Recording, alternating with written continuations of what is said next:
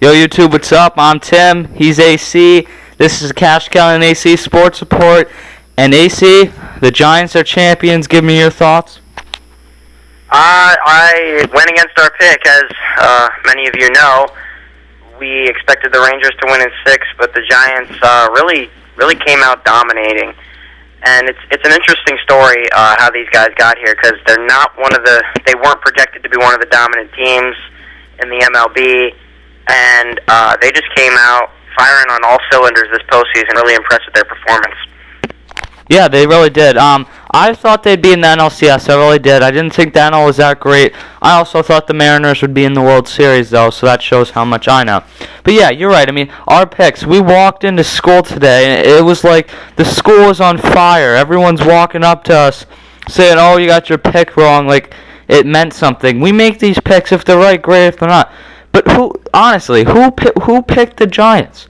I have no idea. I was not that ESPN is amazing, but there wasn't one ESPN analyst that picked the Giants. I don't think everyone expected the Rangers to be fairly dominant in this series, and it was the complete opposite.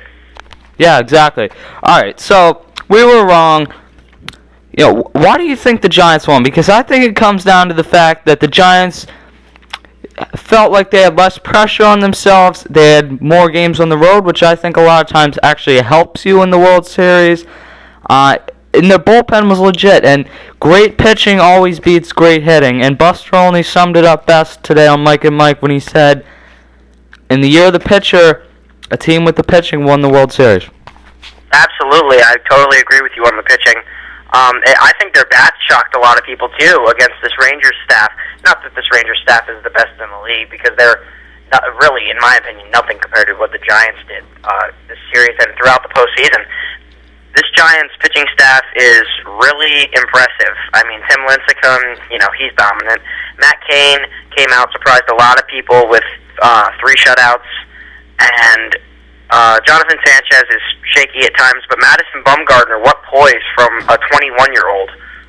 Yeah, he was really, really good. And a lot of people have said, "Oh, I don't care. Oh, did the World Series just end? I wasn't even watching." Well, this is what I have to say to those people.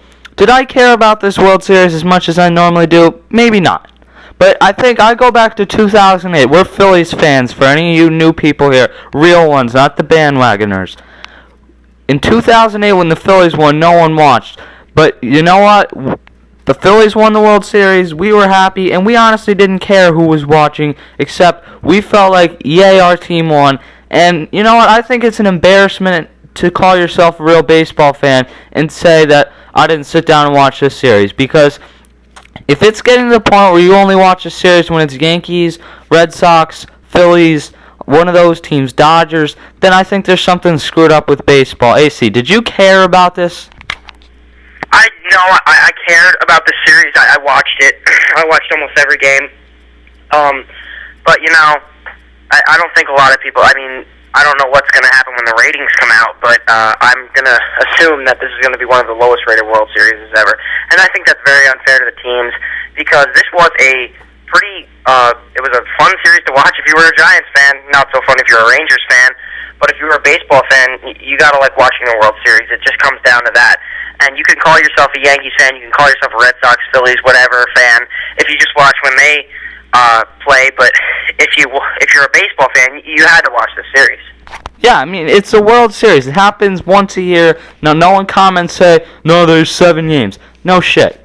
It happens once a year that these 7 games happen, so I don't need to hear that anymore. The MVP was given to Edgar Renteria, who had that huge blow last night. Personally, I thought, yeah, he had 2 really huge hits in this series.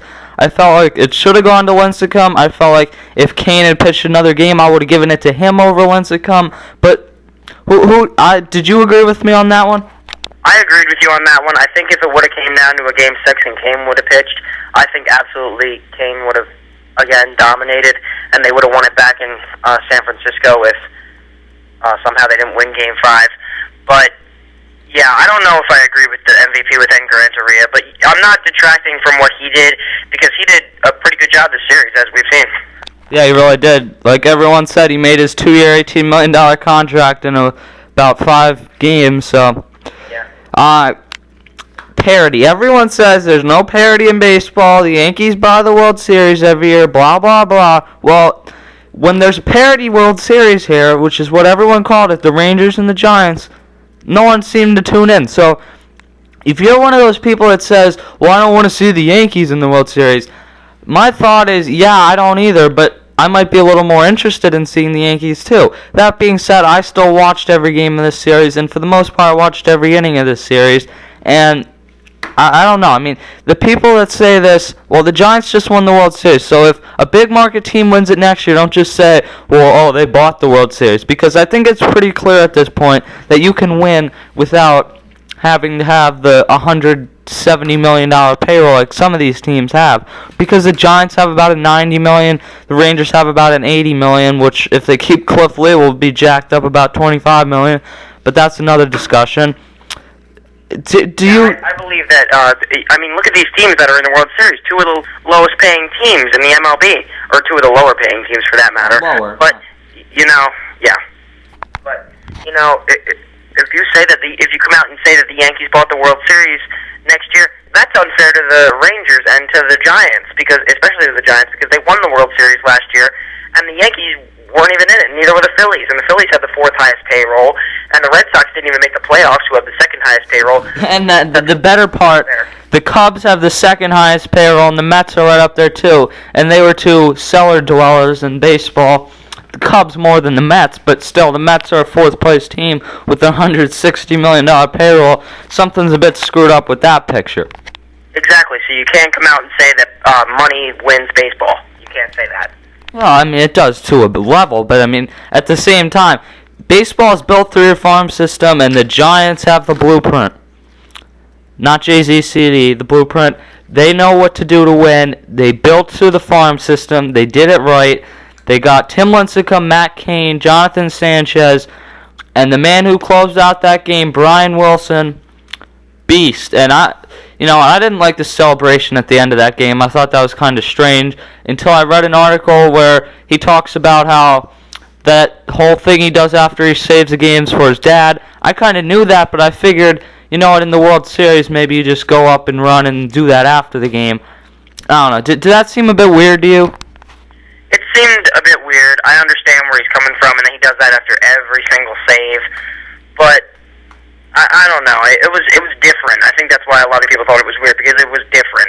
And I think the other thing why it wasn't some huge spectacle is because it was on the road, and the last few World Series we've seen end at home, and the last few we've watched, I should say, which is really only the Yankees Phillies. That's the only one people really tuned into over the past how many years. So that being said, the discussion is going to come up who's going to win next year. We're not going to give you our whole baseball preview now, but we know the Giants are going to be there. They're not going to lose anyone huge, and they've proven that they can go out and replace the players. So what if Pat Burrell and Edgar Renteria aren't there next year? They can go get Maglo Ordonez and someone else like that. So there's other options out there on free agency. The Giants are going to be there. The Rangers should be there, even if without Cliff Lee, because that division, they still look like the best team. The Yankees will be there. The Red Sox, if they can stay healthy. Don't sleep on the Tampa Bay Rays. In the NL, you got the Phillies, the Braves. I hate to say this, and you'll laugh, but watch out for the Washington Nationals pretty soon. The Cardinals, the Reds, over in the West, you got the Rockies, Dodgers. Really, in the West, it's wide open every year. Yeah, absolutely. I mean, the Giants definitely aren't going anywhere. They're world champions, and they're going to come out firing on all cylinders next year, trying to defend that title. And I could see it. I could see them being deep into the postseason again. And with all the teams that you said, absolutely, I think next year is going to be a good year. I hope so. I mean, I think the thing really lacking in this playoffs was there wasn't one great series, and there wasn't one great game in any of these series. So, I mean, that was basically my thought. Alright, this is the Cash Kelly and AC Sports Report. I'm Tim. I'll see you later.